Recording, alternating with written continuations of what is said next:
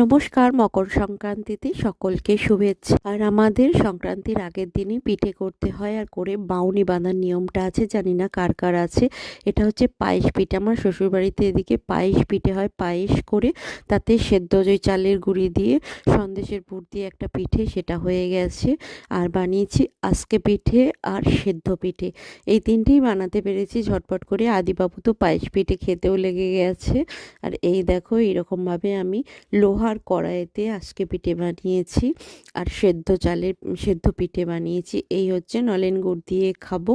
আর এখানে আমাদের সকালে যা যা রান্না হয়েছিল সব একটু একটু করে রেখে দেওয়া আছে, ইভেন ভাত পর্যন্ত। এই আর পিঠে করা হয়ে গেলে এবার বাউনি বাঁধার নিয়ম আছে। খড় যে বিচুলি হয়, সেই বিচুলি দিয়ে আমরা বাউনি বাঁধবো। এই দেখো, এটাও নিয়ে চলে এসেছি, আমি ধুয়ে ভালো করে রেখে দিয়েছি। এটাকে বাঁধতে হবে, হাঁড়ির মুখেও বাঁধতে হয়, সেটাই একটা নিয়ম আছে। বাজছে 7টা, মোটামুটি এই কটাই আমি বানিয়েছি। আজকে মিস্টারের শখ ছিল সরু চাকলি খাবার, কিন্তু আমার সেরকম উপকরণ কেনা হয়নি, আসলে বিউলির ডালটা নেই বলেই বানানো হয়নি। যাই হোক, টাটা।